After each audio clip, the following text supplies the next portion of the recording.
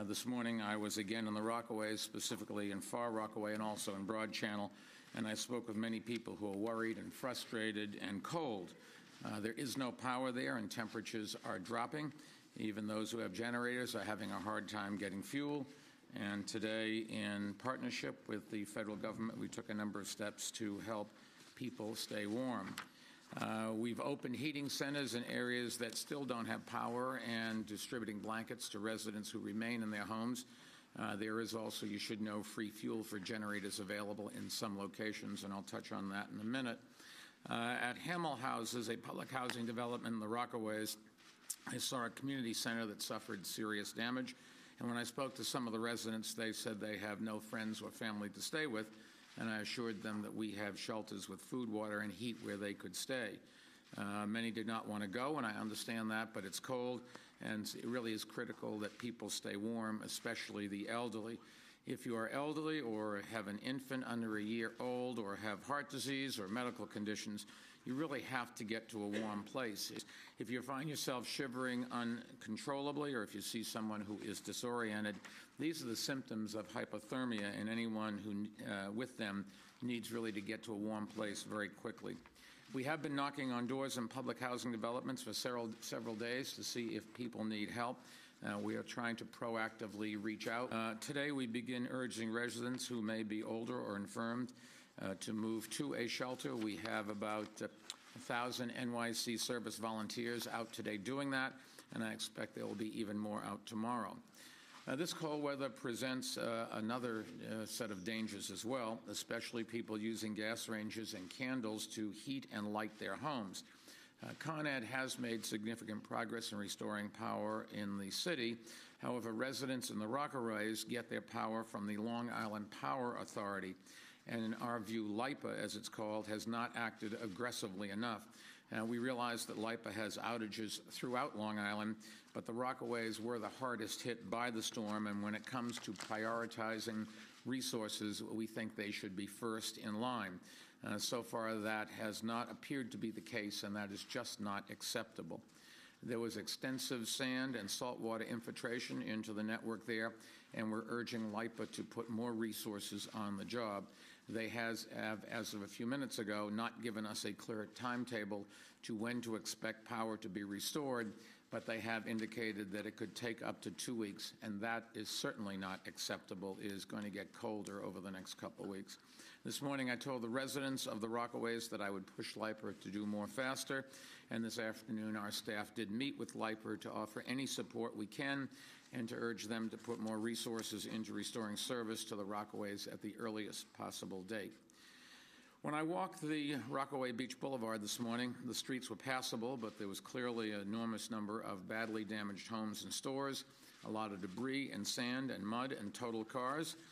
When I walked Broad Channel, there were a lot of boats from 2 blocks away, actually in the middle of the road. You saw cars piled on top of each other. The waves had just picked them up and put them down on top of another car. Every year I walk in the St. Patrick's Day Parade down Rockaway Beach Boulevard, and it really is hard to believe that it is the same place. That's a road at St. Patrick's Day that's clean and a lot of smiling, happy people who love living in New York, and today it is covered with debris, and the people there need our help. In Broad Channel, which also suffered heavy damage, the sanitation department was out this morning clearing the streets with front-end loaders. There were lots of downed trees, plenty of debris, and I spoke with people there, and I mentioned how they mentioned again and again how great the sanitation department has been, and I passed that along to a few of the sanitation workers, along with my thanks for their hard work over this past week. All the people in the city have been working hard, and they don't do it for the money. They do it because they want to make a difference. That's what city employees work for the city for, and giving them some recognition and respect goes an awful long ways to us to say thank you, and also to just keep them focused when they're tired and to go that extra mile. There have been 2 additional fatalities related to Hurricane Sandy overnight, and one just a few minutes ago. The total now stands at something like 41 or 42. I think it's 42 now. An earlier count by the NYPD was 43, but the medical examiner has determined that some of the deaths on the list were not attributable to the storm. As recovery operations by our first responders continue, hopefully we will not find any more. I didn't think we would, and yet just a little while ago we did find one more body. It's 42 people whose families are going to have to cope with a terrible loss, and I think all of us should make sure they and their families are in our prayers. There is something that we can do, however, to make sure there are no more tragedies. When you're without power, please, please don't use candles to light your home near windows, near curtains. Don't go to bed leaving the candles going. Burning through the night, you can maybe not wake up. In recent days, the fire department has responded to 6 fires started by candles, including one on Staten Island last night, which caused an 80-year-old man to be hospitalized for smoke inhalation. We've also seen and read reports about people turning on gas ranges and ovens to heat their home. Please don't. It can cause fires, and also the gases that come out of these things are lethal. A lot of New Yorkers are using generators. You just can't use these indoors or even in a garage. That can result in carbon monoxide poisoning. And don't connect them directly to your home wiring or to an electric outlet in your home or garage. You have to have an electrician that can take a look and see if it's safe. If you go and try to connect a generator or Con Ed turns on the power to a system that's been damaged by salt water, there's a very good chance a fire can start, and you might not be able to get out. On Monday, public schools for nearly 1 million students will be open. To put this in perspective, to educate our 1.1 million students, there are 1,750 schools in the city. They're in roughly 1,400 different buildings. The vast majority of them will be open tomorrow, on Monday, day after tomorrow. It is just terribly important that our kids get back to school. They've missed a week of school, and this is their future, and very hard to catch up to. We do know that there'll be 65 schools that we won't be able to open.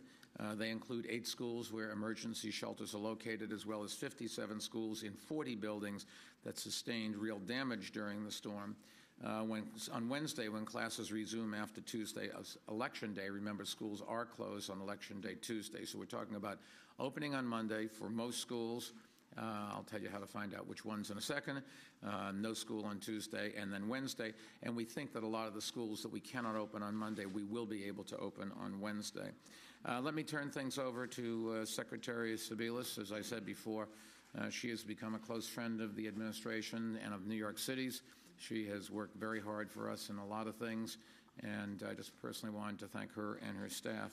Madam Secretary, will you?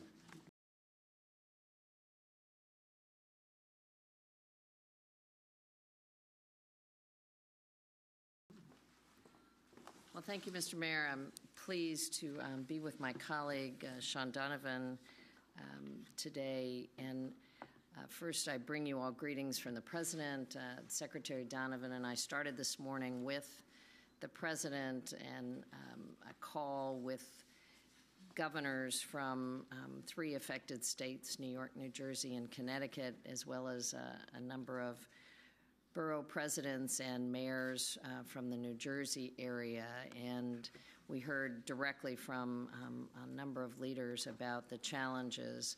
I have to tell you, Mr. Mayor, as a former governor of a state that saw no shortage of natural disasters, I am so impressed and encouraged by what I see happening here, which is exactly, I think, what one would hope would happen with the incredible collaboration and cooperation, local, state, federal, private sector, volunteers coming together. And I would say, Mr. Mayor, you gave wonderful health tips. The only additional thing that I might add is as people regain their power, there always is a danger of contaminated food, and the general rule is when in doubt, throw it out, because there can be a number of issues that rise with food.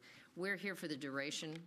We know, as you do, that this is not going to be a short-term recovery, but that you are assured you have an ongoing partner with this administration and Health and Human Services. We would urge people to, if they haven't taken advantage of it yet, to register with FEMA. I know our colleague, Secretary Napolitano, was here yesterday with Craig Fugate, but the 1-800-566-FEMA is the line, 1-800-566-FEMA. It can begin the flow of assistance directly to individuals and to business owners. There's about $85 million that's already been deposited in people's personal bank accounts as a result of that, so it gives folks some flexibility as they begin to recover and regroup in their families. Our next speaker is well known to all of us. We sent him to Washington not because we were happy about it, but because he wanted to do for this country what he did for New York so ably, and the country's a great beneficiary of it. Thank you, Mayor. I appreciate the kind introduction, and more importantly, I appreciate your great leadership in a time of such challenge in New York City. And I will just say, on a very personal note, as a native New Yorker, that this is a tragedy that has particular meaning to me, to my family that is still here. It was tragic in some ways for me to see today a brand new housing development that we worked so hard to build that I remember cutting the ribbon on in the Rockaways with the mayor, to see that abandoned today. The president has directed every one of us that any call we get from a local official or local responder gets returned within 15 minutes, and if it doesn't, they should call the president directly. And we will make sure that we live by that to get help here. Let me talk for just a few minutes about the work that we're doing on housing. We are working closely, hand in hand, to get power, dewatering, and other equipment there, and to speed whatever other assistance, food, water, and other things there.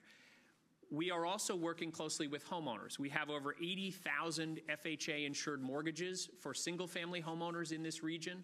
We have already granted 90-day foreclosure relief. No lender can foreclose on an FHA mortgage during this period, because we want to make sure that homeowners aren't victimized twice by this tragedy. I would also urge homeowners to be careful about contractor scams. The vast majority of businesses are legitimate and doing the right thing, but there are those who would prey on the victims of disasters like these. Go to the HUD website, find a HUD-approved housing counselor who can help you find the assistance that you need, whether it's a contractor, a lender, or others. We are here for the long term as partners with you, Mr. Mayor, and with this city. Thank you. Shaun, thank you, and I did want to...